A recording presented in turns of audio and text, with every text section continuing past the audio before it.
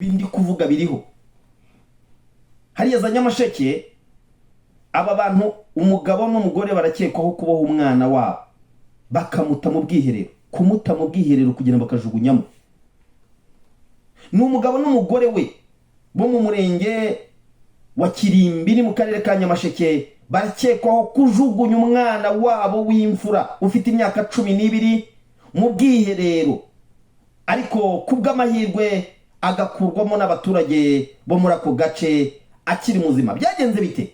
Ni amakuru yagiye agaragara cyane nuko uyu mugabo ngo kugeza ubu ngubu yahise aburirwa irengero. Umugabo wo muri urwo rugo akaba ari gushakishwa n'inzego z'umutekano mu gihe umugore we yamaze gutabwa muri yombi n'inzego zibishinzwe. Abaturage bo muri aka gace baturanye n'uyu muryango bavuga ko rero ababyeyi bahuraga bavuga ko uwo mwana wabo w'imyaka 12 yabananiye, kuko nyine ngo niyo avuye ku ishuri aho gukora imirimo yo mu rugo ahita ajya kuzerera.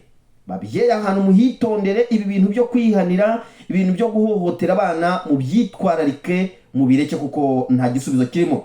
Ubundi iyo uri guhana umwana ntago umuhana wihanukiriye.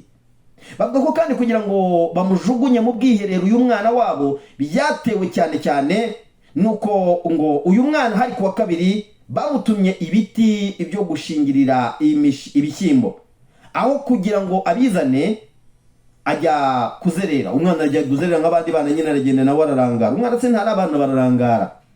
Ataje bamuraza hanze. Wumve umwana w'imyaka 12 mu gitondo babyutse bamubona hanze aho yaraye. Se aramufata aramukubita aranamuzirika kwa kuna ababyeyi nyine umujinya. Fata umwana kubita arangije aranamuzirika, zirika amaguru ni maboko byose. Umwe mu bari barahungaho yagize ati yamubohesheje imyenda amaguru n'amaboko amusiga aho ngaho. Umwana atinyagambura ajya kwahira ubwatsi bw'amatungo. Nyina aramufata aboshya amaguru n'amaboko ajyana mu bwiherero.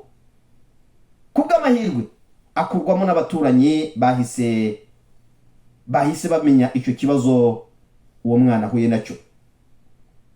Uyu mubyeyi yakomeza avuga ko kandi uyu mwana kubw'amahirwe yavuye rero muri ubwo bwiherero agihumeka, ariko yangiritse cyane kuko bari banamukomerekeje ku buryo nyine yahise ajyanwa ku bitaro bya Kibogora. Umuyobozi w'akarere wungirije ushinzwe imibereho myiza Atanazi Mukankusi yaganiraga n'itangazamakuru avuga ati igihari nuko nyine ababyeyi bakubise umwana bamuta mu bwiherero, kuko nyine ngariko akurwamo akiri muzima aragukurikiranwa, nyine bari gukurikiranwa n'inzego. Uyu mwana akaba ari gukurikiranwa n'inzego z'ubuzima.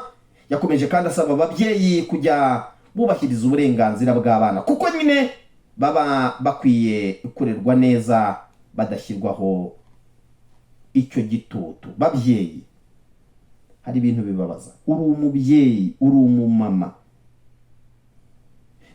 nimugafata ibibazo mufite ngo nimurangiza mu bishorerere ku bana banyu.